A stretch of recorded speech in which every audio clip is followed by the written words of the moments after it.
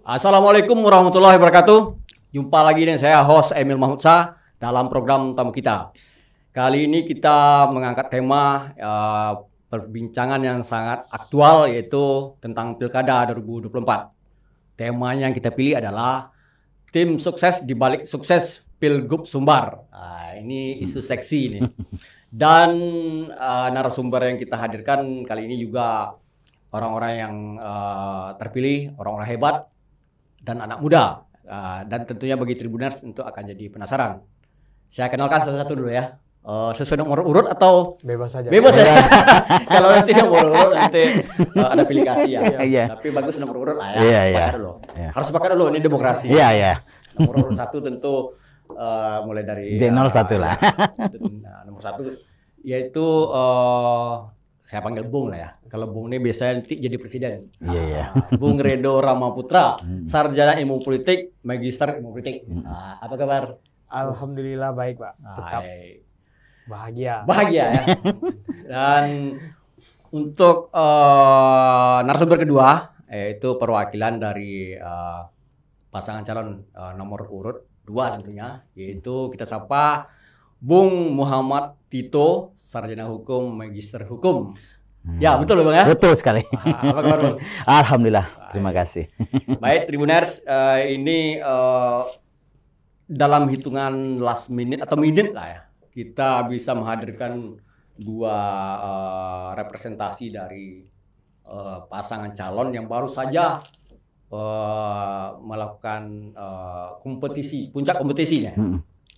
Di mata pemilihnya itu pencoblosan hari pemilu, kalau bahasanya pilkada ya, pemilihan kepala daerah. Ini kita rileks saja ngobrol tentang kilas balik atau highlight yang bisa kita ulas biar Tribuners juga pengen tahu nih apa saja yang terjadi di balik layar. Ya. Ini kan yang hadir ini orang-orang yang berjibaku, orang-orang yang sangat fight dan tidak terdetek di luar ya. Kadang-kadang gerakannya kalau dalam perang itu ada perang darat, perang udara, perang laut. Jadi yang mereka lakukan itu perang terus. Jadi komandan tempur semuanya. Karena tadi kenalan di nomor 1 ya, kita tentu di nomor 2 ya, enggak apa-apa pertanyaan ya. Pertanyaan pembuka ini aja, saya panggil Bung Tito ya. Seberapa yakin nih hasil pencoblosan tadi menang itu nomor 2? Kalau kita berdasarkan hasil kemarin, kita coba melalui ikut yang punya kita, tim, itu kita yakin sekitar 55% untuk Bapak OTW. Ya. 50. Kalau lempar langsung ke sabar juga dia kayaknya. Iya. Bung Redo? Kalau bicara keyakinan, mungkin dari awal main kita udah namanya petarung atau orang mau gelanggang, keyakinan itu adalah nawaitu itu memang hal yang pertama sih, fundamental. Yakin kalau persoalan hasil, ini kan udah jam 2. Jam 2 ya. Nggak perlu kita ngira-ngira tunggu jam. It's okay lah, beberapa menit ke depan itu. Asal kawan muncul ya. Iya, jadi biar nggak enak juga kan ngira-kira ya. Kecuali 2 bulan yang lalu kita kira-kira nggak apa-apa. Berarti yakin ya. Kalau yakin dari awal nawaitu bismillah. Kalau orang politik memang harus yakin harus menang. Baik, ini pertanyaannya akan berlanjut ke berikutnya. Tentu tidak mungkin dong hasil atau mengkhianati proses ya. Nah, kita bicara proses. Sebelumnya orang tahu cuma di depan itu adalah yang tampil di depan. Tapi kan sebuah seremonial itu kan tidak mungkin direkonstruksi oleh orang yang di depan, aktornya, ada sutradaranya, ada juga para infrastruktur di dalam yang belakangnya itu. Keredo lagi ya, itu apa saja yang sebenarnya yang strategi, walaupun ini bukan gurus ya, yang sudah dilakukan, tapi selama ini tidak terbaca oleh orang. Oke, mungkin sama-sama kita ketahui sih dalam politik memang ada backstack and frontstack. Bagaimana kita meramu sebuah hal yang kita persiapkan di dapur untuk kita tampilkan di depan publik tuh. Mungkin kalau secara strategi nanti bakal banyak yang bicara karena sepanjang sepengetahuan kami memang politik itu bicara tentang persepsi, bagaimana membentuk image sehingga bisa dampaknya itu populer dulu, populis. Setelah populis tentu like and dislike, disukai atau tidak disukai. Setelah itu baru ada acceptabilitas, nanti keterpilihan. Sederhana sih rumus-rumus yang kita lakukan. Bagaimana populer itu mungkin Bapak lebih tahu secara teori komunikasinya. Tapi dengan upaya kita, bagaimana populisnya pasangan calon kami itu memang terbentuk secara brand image, itu kita lempar baik darat maupun udara. Kita adanya platform-platform seperti media sosial, media-media populer seperti Tribun, itu pasti kita konsolidasikan semua. Yang terpenting itu yang kita miliki itu gagasan. Produk yang mau kita populerkan itu seperti apa? Jelas, memang kalau di kita punya yang satu memang incumbent, Buya, tokoh di Sumatera Barat, yang satu lagi anak yang energik. Berarti kan ada produk yang kita kemas, akhirnya bisa kita sampaikan kepada audiens atau pemilih-pemilihnya. Baik. Kemudian beralih ke Bung Tito. Tadi Redo sudah memaparkan ya tentang seperti itulah gambarannya. Di sebelah seperti apa pula Tito? Dari pertama pencalonan itu Pak Epi sangat luar biasa sekali, istilahnya berani untuk tampil di Sumatera Barat, walaupun tahu siapa Buya Maheldi pada saat itu. Jadi kami dari tim mencoba meramu bagaimana hal kredibilitas Pak Epi ini lebih bagus lagi di depan masyarakat. Karena mungkin Pak Epi ini juga pernah maju juga di rencana dari Pilgub di tahun mungkin 5 tahun yang lalu kita pernah. Kembali lagi dengan ini. Kita sangat luar biasa. Kita mulai mencoba bagaimana Pak Epi ini bisa tahu orang siapa sih Pak Epi Herdi sebenarnya. Mulai digali-gali.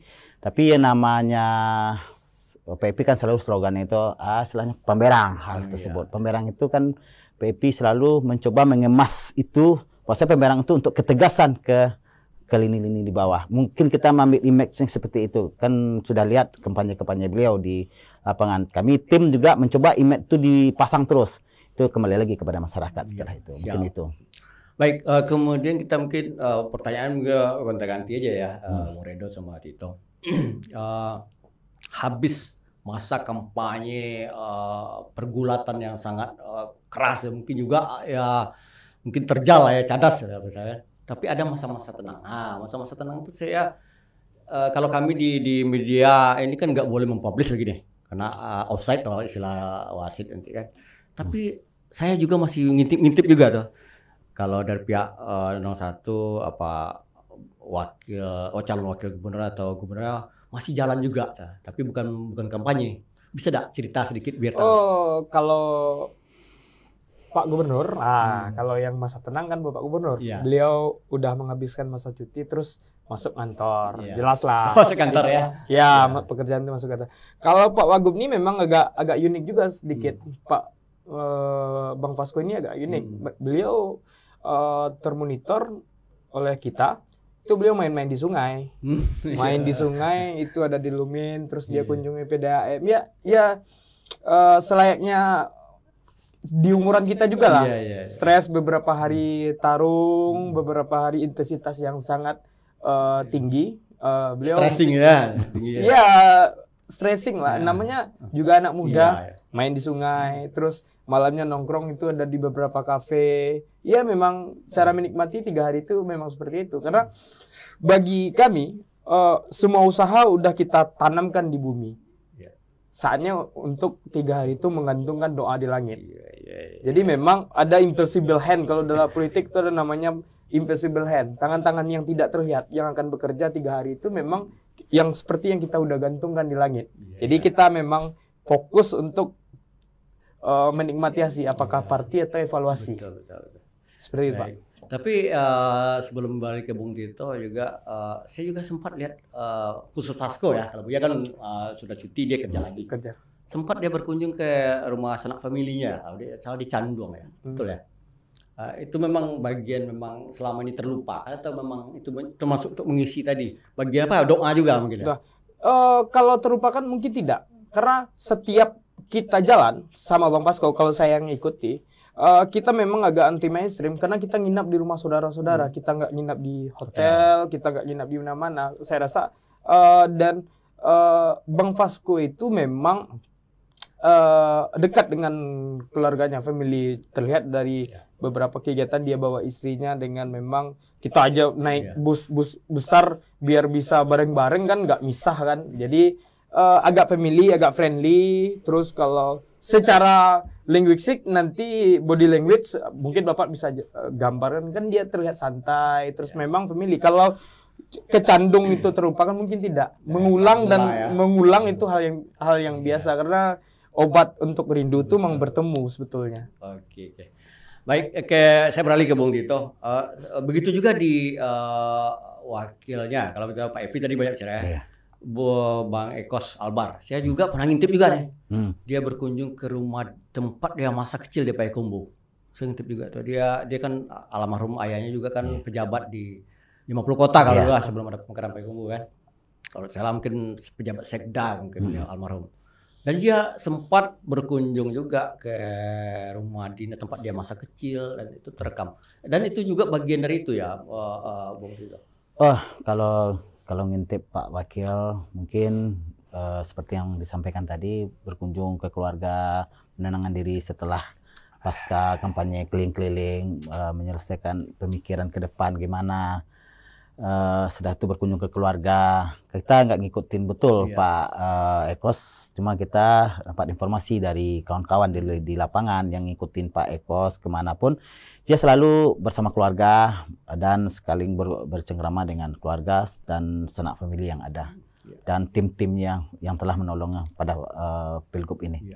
Kalau Pak Epiyardi dia balik lagi ke ini ya, habis itu juga kan? Cinangkia Pak. Ya, ada maksudnya dalam pekerjaannya habis cuti juga sama dengan Buya kan? Sama ya. Berarti dia masuk kantor lagi. Iya. Teater kan rutinitas sama aja ya. Iya, istilahnya waktu kita informasi hari Minggu setelah pasca Minggu Tenang itu Pak Epi lebih banyak fokus ke Cinangkia, istirahat bagaimana ke depannya dan menyelesaikan tugas-tugas masa sisa apanya di Bupati gitu. Ya sebelum ini kita minum dulu. Oke, siap. Bung Tito memang dia pengen minum dulu dari tadi. Saya udah duluan, Pak. Iya. Kalau sebenarnya kan ini kan gelas kita ini ya, mau kita ini yang penting. Nah, iya. Tamu kita Tribun ini nih yang penting nih biar tahu. Baik, kita balik lagi nih pembicaraan tentang kilas balik lagi ya review ya. Kalau tadi perang, kita bisa perang tadi Redo juga sudah nyinggung menggunakan platform media sosial, media mainstream. Kemudian ada media-media sebenarnya yang mungkin di luar itu. Nanti bisa mungkin Redo masing-masing dengan Bung Tito juga bisa apa yang digunakan nih. Yang sudah nih review kita. Contohnya misalnya ada menggunakan komunitas-komunitas. Itu mungkin lebih tahu. Ada Redo perang nih dalam rangka perang kemarin. Ya, antara media dan proses penjaringan beda dong Pak. Kalau komunitas itu kan jaringan, tentu itu dalam strateginya itu namanya strategi penjaringan, itu membangun relasi. Nah, mungkin kita juga ada simpul-simpul relawan, kita juga ada membangun komunikasi dengan anggota dewan yang terpilih, kita juga ada membangun komunikasi dengan komunitas-komunitas, kita ada juga membangun komunikasi dengan para komunitas profesional. Jadi itu salah satu upaya dalam menyebarluaskan relasi. Jadi memang politik itu kan persoalan relasi. Seberapa besar kita bisa mengakomodir relasi, seberapa besar kita mengkonekkan jaringan dan simpul-simpul menjadi kekuatan yang besar. Jadi saya agak lucu juga nanti kalau Bapak bilang yang berjasa seperti opening kita itu adalah tim sukses. Enggak, ini adalah kekuatan yang besar. Yang penting itu tim sukses itu bagaimana orkestrasikannya. Jadi kalau ada biola, ada saxophone, tanpa ada satu orang jenderal yang mengakomodir, mengorkestrasikan pergerakan ini memang Ya. nihil. Ya. Jadi Lucu nanti kalau ada peluang kesengan ya. Iya. Yang lucu. Jadi memang ada gerakan yang jadi dia kan sederhana. Gerakan yang kita upayakan adalah presisi dan terukur. Jadi nggak sporadis yang nggak jelas. Karena buat apa pakai AK-47 tapi matinya cuma 3 kan? Mending pakai sniper ya. One shot one kill kan? Iya, satu peluru satu nyawa. Betul, Jadi banyak hal yang akan kita lakukan secara terukur sih sebetulnya. Baik, kalau Bung Tito gimana? Yang sudah dilakukan? Ya, kita kan banyak di tim hukum nih Pak. Oh ya. Banyak kita di tim hukum, kita juga lihat di posko, kita juga hadir setiap hari di posko. Itu berapa lini yang apa istilahnya dikumpulkan oleh Pak Epi. Seperti kemarin terakhir itu, kampanye terakhir kita itu bersama ibu-ibu pengajian. Ya, terakhir kita kumpulkan semua, berselawat kita di sana. Semua kan tetap minta di atas untuk supaya lancar, bagaimana pilgub ini lancar ke depannya. Kemudian ada adat-adat dari nenek mama juga dikumpulkan, komunitas juga ada di sana. Itu Pak Epi berusaha memberikan, ya kena slogan orang mengatakan pemberang, itu tetap Pak Epi coba memberikan kepada komunitas apa sih yang dimaksud pemberang tersebut, lalu disampaikan komunitas supaya nanti penyebaran sosialisasi ke masyarakat jelas apa yang disampaikan di sana nantinya, gitu. Baik, ini sebenarnya kan kalau bahasa di kita khusus Minangkabau ya, apalagi ada tigo tungku sejarangan, tigo tali sepilin, itu memang harus disapa, dirangkul semuanya kan. Dan kecenderungan kita emang menurut berdua nih, kita apakah ini anak muda kan, memang sosok yang paling pas nih untuk di Minang nih. Kita tidak bicara sebagai apa nih, tidak bicara sebagai tim sukses ya. Apakah memang sosok yang betul-betul simbolik atau ikonik yang memang harus religius, pemimpin leadershipnya seperti apa? Ridho dulu lah. Oke, kalau dalam Islam mungkin suri tauladan. It's okay, itu memang jelas gaya kepemimpinan. Tapi kalau di Minang, kalau kita bedah lebih secara karakteristik, dan orang Minang kok ndak tahan kece tapi tahan contoh. Jadi psikologi anak Minang nih dekat sih kayaknya sama psikologi anak-anak. Dia ndak tertarik dengan apa yang orang omongin, tapi mereka tertarik dengan apa yang mereka lakukan. Jadi keselarasan antara apa yang diucapkan dengan apa yang dilakukan itu sangat penting.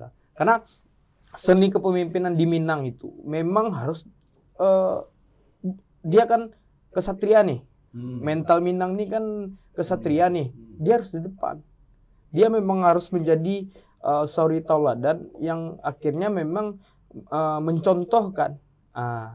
Jadi kalau kita lepaskan dari kepentingan dari antara nomor 1 atau nomor 2 terserah lah. Boleh kita lihat bagaimana hari ini, bagaimana secara simbolik itu aura secara psikologis itu terbentuk dengan gaya kepemimpinan memang pemimpin yang memang melakukan sesuatu itu dengan contoh, dia berdiri di depan. Kalau kita kaitkan sedikit dengan kenapa berada di nomor 1, karena Buya ke Surau, Vasco ke Lapau, dia combine.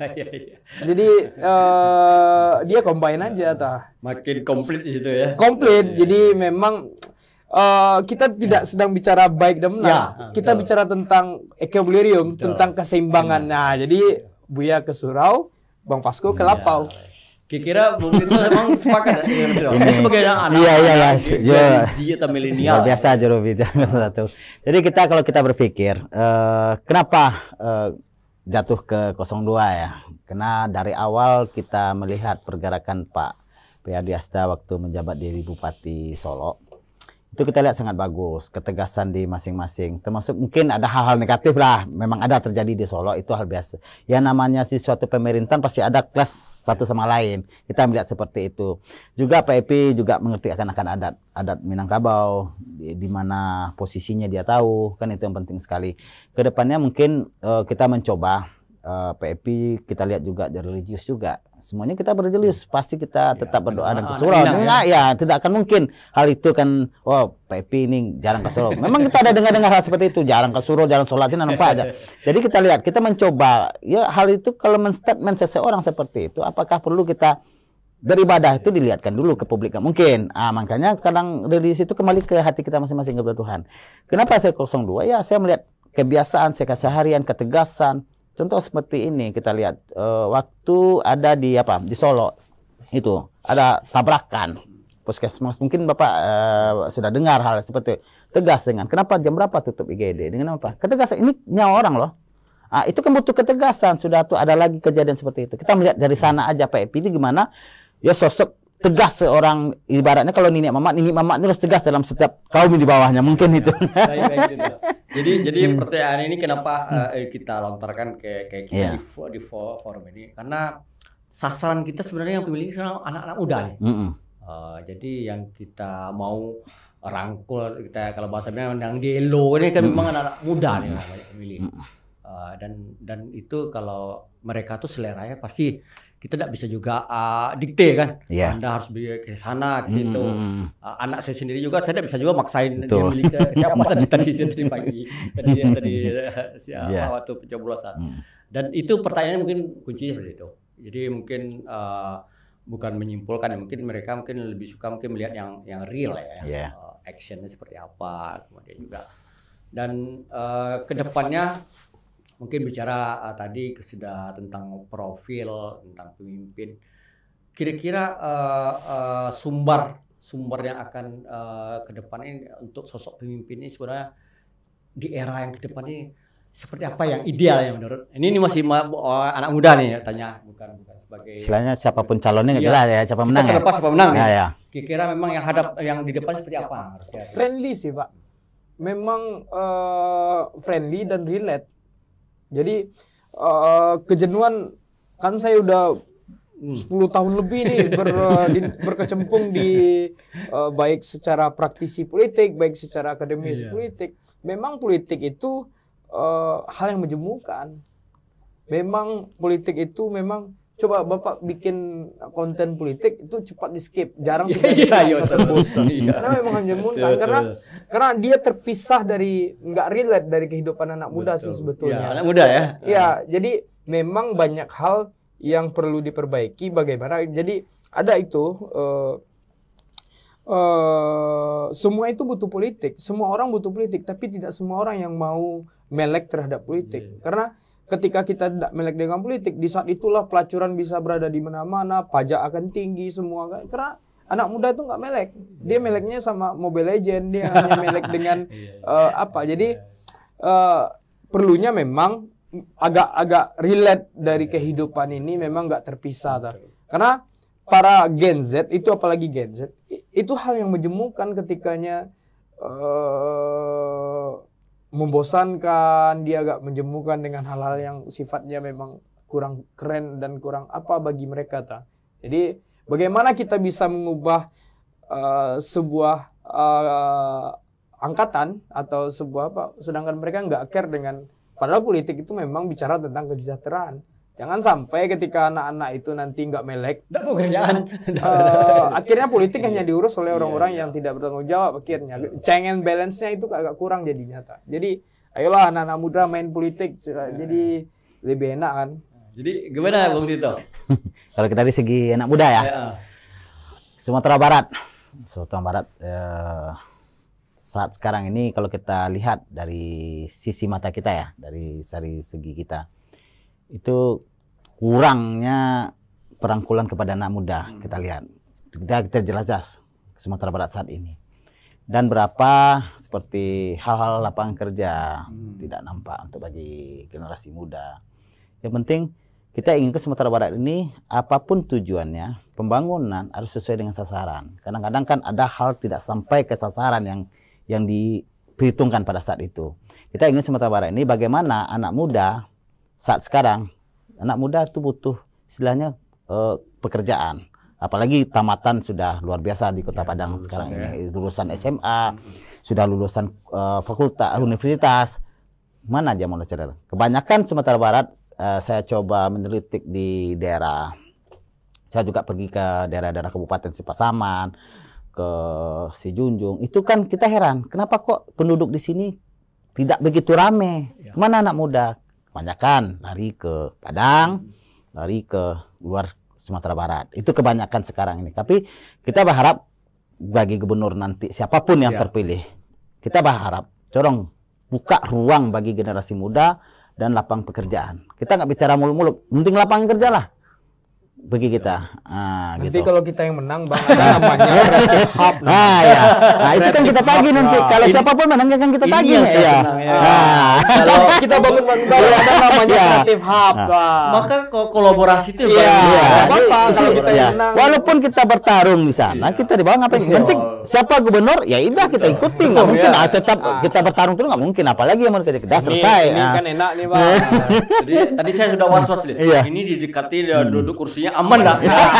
Ternyata ini teman Iya. orang dua. Jadi intinya kita 01, 02 kita kan hanya pemain nih, Pak. Iya, iya. Pemain nih, sutradaranya calon. Iya, betul. Ini nih kamu kerjakan. Itu yang kita kerjakan, Pak. Kita profesional. Profesional aja intinya. Jadi Bung Redo udah berapa kali kita ketemu hal itu dalam berkaitan berdiskusi. Baik. Jadi saya sebenarnya maka itu saya hadirkan adik-adik saya lah ya. Iya. Karena bicara inilah yang bakal menjalani memang generasi ini. Iya. Bukan berarti kita mengkotak-kotakan generasi tua, tidak akan berapa tidak bisa diharapkan. Tapi memang harapan kita memang tergantung di generasi muda. Iya. Ya, jadi apa yang disampaikan tuh memang untuk Tribuners yang Gen Z, apalagi sekarang udah lahir Gen Alpha. Gen Alpha. 2 tahun ini udah Gen Alpha. Saya mungkin udah hampir saya masuk Gen Bummer ya. Walaupun sudah Gen X ya, saya Gen X kan, 70-an ya. Tapi yang pasti kita berbicara ke depan. Iya, ke depan. Kita kan tidak bisa lepaskan. Ke depan ini harapannya harus banyak. Jadi yang jelas tadi kita coba sebelum mungkin udah di penghujung nih bicara kita. Kalau kita banyak lagi bicara nanti kita bikin sesi 2 seri 2 nanti. Iya. Ini sebelum ada penentuan quick count. Kalau pemenang nanti Iya. mudah-mudahan mau juga hadir berdua nanti. Iya. Adil lah. Kita bicara tentang Creative Hub-nya. Tiba-tiba ada sudah yang galak, malas Bang ya, nggak diundang ya. Biar si Anu aja lah. Yang penting kita kan setelah nih selesai pilgub ini kita bersatu lagi, nggak mungkin lagi kita berdiri 01, 02. Iya bisa aja nanti diundang setelah pelantikan kan. Ya. Yuk kita hadir lagi sini ya. Ternyata mungkin yang tidak menang belum menang kan nggak mau lagi ya bisa jadi kan. Tapi ya mudah-mudahan kita kan punya harapan. Ya suarakan lagi lah. Makin tidak terpilih itu mungkin suara kita makin kencang harusnya kan. Jadi istilahnya kita sebagai sebagai anggap kalah atau menang ya. Kita bisa lagi istilahnya meminta tagih janji-janjinya ini. Kalau nggak gimana? Nah, pasti Timur Redo untuk anak muda. Ya kita tagih nanti kalau ya. Iya. Sebagai menang kita tagih. Kalau kita menang ya. Bapak secara ahli dalam linguistik, sebetulnya diksi-diksi yang dipakai oleh Bang Tito ini nggak susah juga analisisnya. Jadi antara body language dan linguis kalimat yang diucapkan tapi itu dia profesional. Yes, dia profesional. Kalau tidak profesional tidak begitu dulu. Iya, dia profesional, dia pengacara. Sama aja politisi. Iya, politisi. Tapi istilahnya hukum dengan politisi itu sangat berbeda. Nah, itu kalau ke politisi kan melihat gerakan apakah itu melanggar atau tidak kan kita kan melihat dari sana dari sisi hukumnya nantinya gitu. Ya, jelas tentu punya misi yang tadi itu. Iya. Yang penting udah sampai targetnya ya.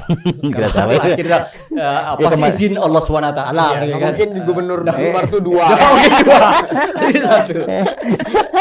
Saya rasa mungkin kita di terakhir di closing mungkin ada kata apa mungkin ya kata kunci lah.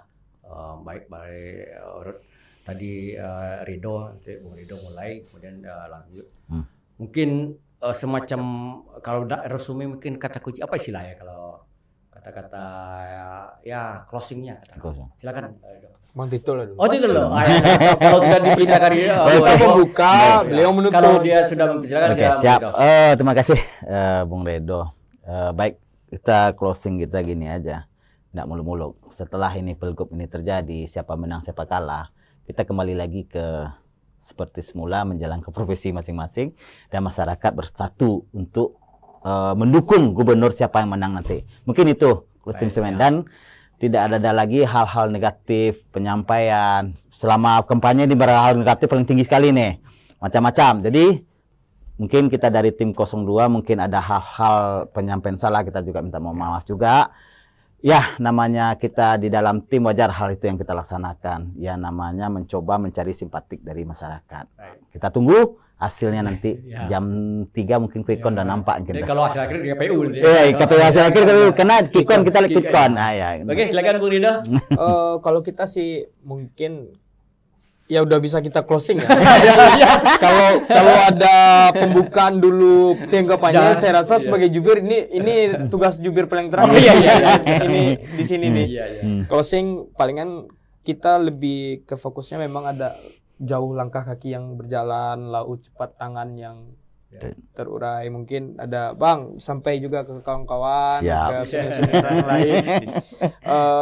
Namanya juga politik, jadi kita bermain sebagai peran, kan semuanya memang punya tujuan yang baik. Semua nggak ada, karena kalau dalam perang kata Minang itu kan memang kalah jadi abu, menang jadi arang. Buat apa? Nggak ada yang ini, yang unggul ya. Nggak ada yang unggul, tapi memang hari ini kita bertanding untuk bersanding. Kita bertanding untuk bersanding. Dalam hal ini tentu walaupun jam 2 sekarang, kita memang harus menjaga harapan, Bang. Iyalah. Harapan itu masih ada, Bang. Karena harapan itu masih ada. Persoalan nanti bagaimana hasilnya kita harus terima. Yang tidak bagus dalam politik itu adalah tidak mau menerima hasil. Jadi daripada kita mengutuk malam, lebih baik kita menyalahkan lilin. Kebanyakan dalam pertarungan politik itu tidak mau menerima hasil. Jadi apapun itu, insya Allah saya mewakili tim pemenangan sebagai jubir Buya Mahyildi dan Bang Fasko atau Uda Fasko, mengucapkan terima kasih sebesar-besarnya, dan juga mohon maaf Bang, bagaimana memang ini adalah sebuah dinamika politik yang harus kita sikapi dengan dewasa. Jadi biar masyarakat tidak terbentur. Kasian kan masyarakat, kitanya sampai tanggal 27 kita ngopi di luar. Kasian masyarakat yang memang tegur sapa lagi. Tegur sapa. Jadi politik itu memang harus disikapi dengan riang dan bergembira sebetulnya. Jadi memang kita sebagai front stake di depan, kita harus memang mengajak para masing-masing tim-tim kita itu untuk lego dengan menerima apapun itu hasilnya, memang harus kita terima. Karena kalah jadi pelajaran, menang lebih besar lagi tanggung jawabnya. Baik, luar biasa nih kalimat sakti keduanya nih. Baik, Tribuners, saya rasa saya tidak perlu lagi meresume ini, karena sudah, kalau bahasa orang akademisinya, poin-poinnya sudah ada. Sudah semua kuat ini ya kan. Silakan diminum sebelum Cheers kita dulu ya, Bang. Mantap. Sebelum kita closing ya, jangan lupa Tribuners klik platform media sosial kami di Instagram, Tribun Padang Official YouTube, X, Facebook, dan juga di Tribun Padang Event Organizer. Dan saya akhiri, assalamualaikum warahmatullahi wabarakatuh. Waalaikumsalam.